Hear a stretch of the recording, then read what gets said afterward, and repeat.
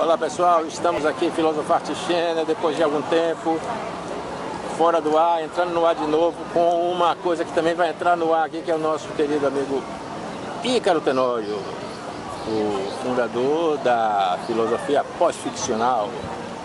Lembra dele? Então é isso aí, vamos ver o que é que tem acontecido nesse meio tempo, nessa grande filosofia que pode ser a filosofia do futuro ou do presente, ou do passado que volta para o futuro e fica no presente. E aí, Ícaro? E aí, pessoal, tudo bem? Como é que anda? Falou em tempo. Anda com relógio, com tempo.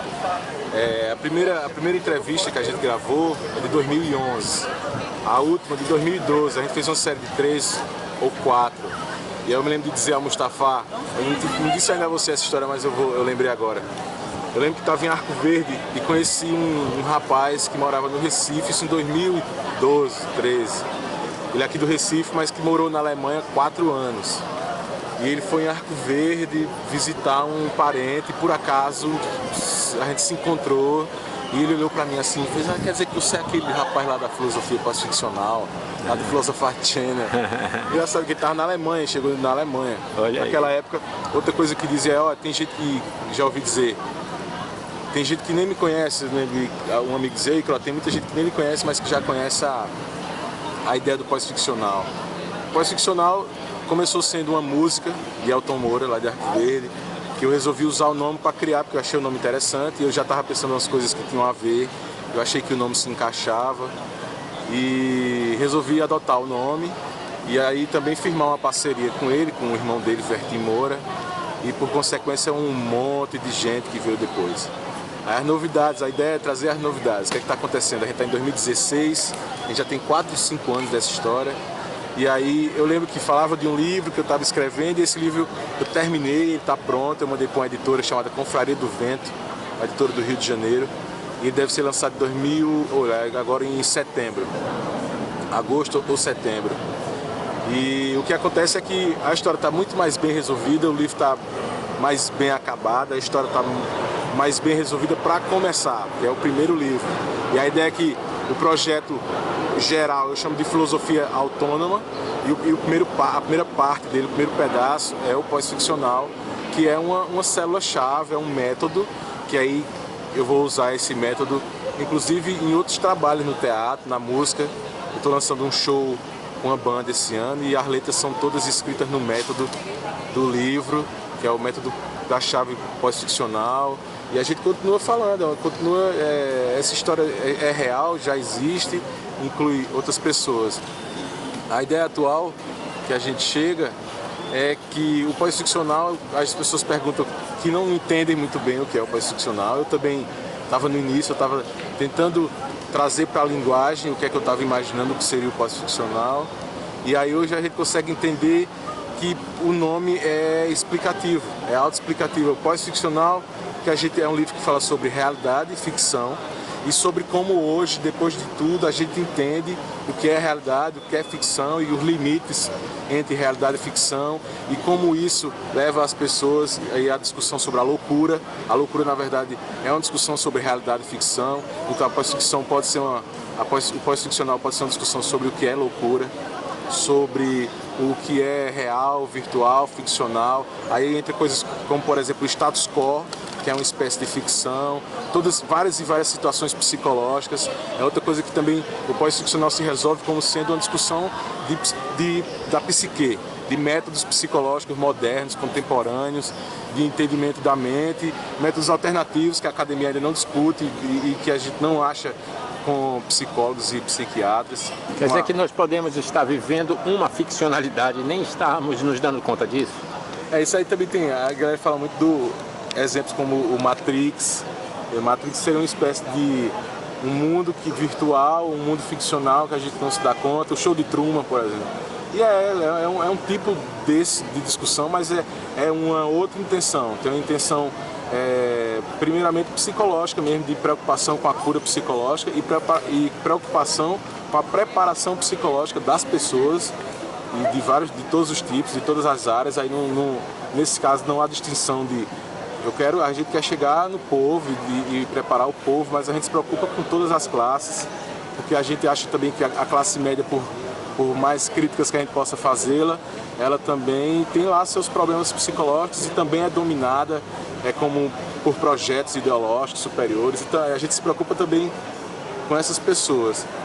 Então aí a gente chega a essa conclusão, que na verdade a gente tem que conversar melhor, esclarecer melhor o que é real, o que não é real, ou se a gente tem, a gente trazer o assunto à tona. A pós-ficcionalidade é uma coisa que a gente poderia dizer que é epocal. Nós estamos numa época claramente caracterizada pela pós-ficcionalidade. Você que viajou, você foi para São Paulo e outros estados, você encontrou a pós-ficcionalidade lá, nesses lugares onde você esteve? Eu encontrei no sentido de ver muita gente fazendo coisas sem saber o que estão fazendo.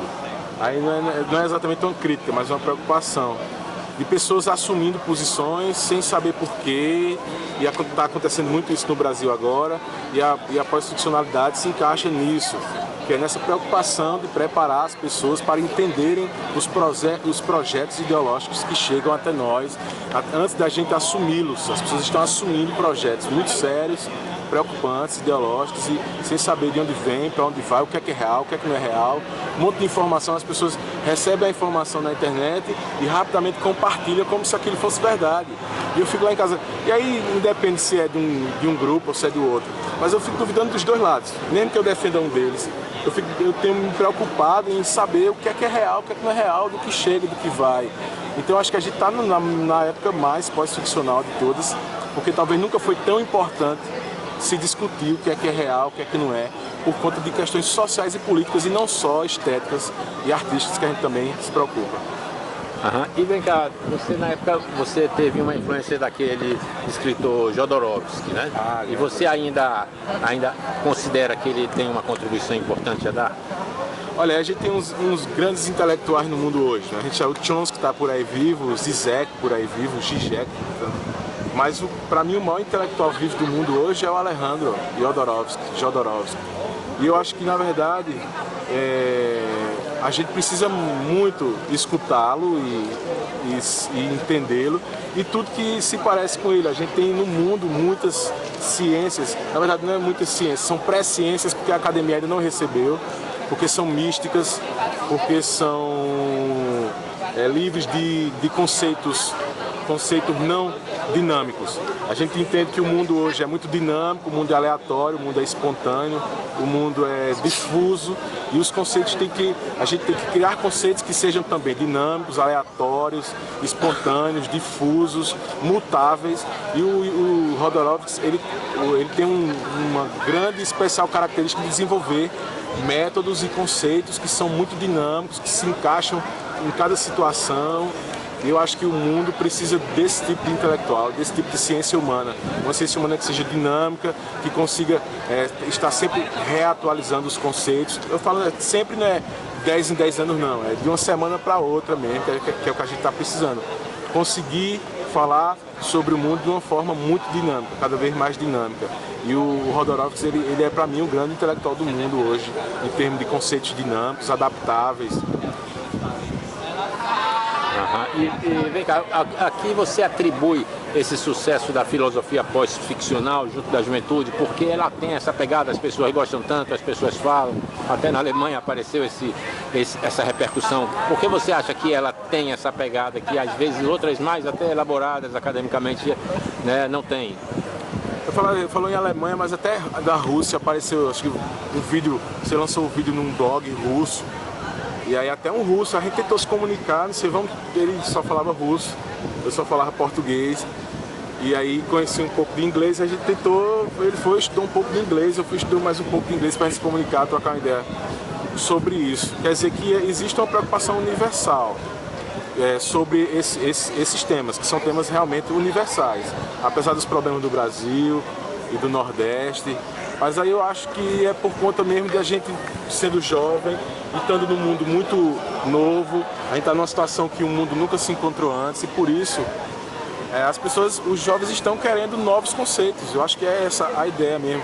Um nome novo, coisas novas, é um nome novo, apesar de ter, resumidamente, o assunto não é tão novo, a coisa da autonomia filosófica, mas novo é o poder que a gente tem de conseguir a autonomia filosófica. Novo é o jeito que eu estou buscando dentro da minha vida e da minha linguagem pessoal, encontrar um método, um jeito de dizer às pessoas jovens, também não só jovens, mas jovens principalmente, para que a gente consiga se situar no mundo que está confuso.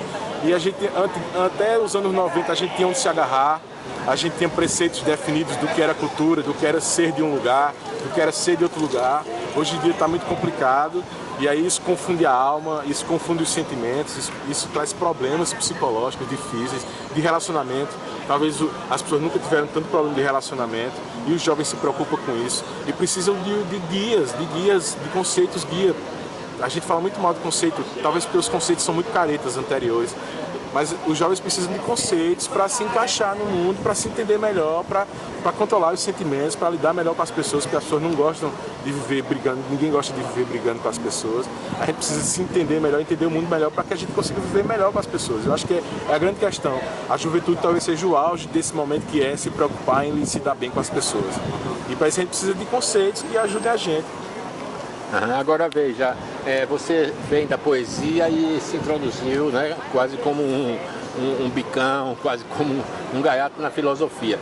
Você hoje diria que estamos numa época poético-filosófica e ao mesmo tempo filosófico-poética? Ou seja, nós temos filosofias que são mais poesia e poesias que são muito filosofia?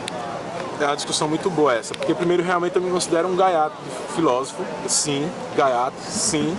E eu me lembro que você mesmo me deu um conselho, disse: olha, Ícaro, leva essa ideia aí na brincadeira, como sendo arte mesmo, que vai ser melhor para tu. E eu vejo que realmente é muito melhor para mim, então eu lido assim, sou filósofo, mas a minha ideia não é uma ideia científica, de um sistema, é um sistema filosófico, mas dentro de um livro, personagens estão criando, então não tem esse peso das obrigações da ciência humana, do ser fiche, do cara, que não tem nada disso. Para mim é muito melhor, eu lido muito melhor com isso, tenho uma liberdade de criação muito maior. E aí, lendo meus livros hoje, o livro que eu vou lançar e os próximos livros, eu ando vendo assim que fico muito nessa crise de identidade, se eu sou poeta, se eu sou filósofo, e se às vezes eu perco uma metáfora para ganhar uma ideia, e para a literatura isso não é tão legal, para a filosofia já é mais legal. Aí é isso, eu estou me pondo como uma pessoa que escreve livros e que estudou poesia e filosofia, e que consequentemente as duas coisas estão presentes nos meus livros, como a dramaturgia também, que é uma coisa que eu gosto de ler. Como é o título desse livro? Pós-ficcional. Pós-ficcional. Somente, Okay. Que é exatamente o lançamento oficial da ideia, um lançamento, uma materialização da ideia do projeto do pós-ficcional.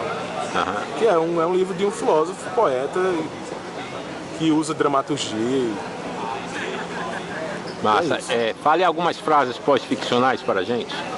Melhorar a vida das pessoas tem a ver com mostrar coisas que elas não conhecem. Essa é uma que eu gosto. Tem uma que o meu principal percebimento é que é muito mais fácil lidar com o universo todinho, inteiro, do que com vocês, porque eu posso pensar por ele e não posso pensar por vocês, porque eu sou parte do corpo dele e não sou do corpo de vocês, que por mais infinito que ele seja, vocês são mais infinitos, porque o universo acaba em nós, acaba conosco e as pessoas começam. Massa. Muito bem. Tá bom. Tá bom demais.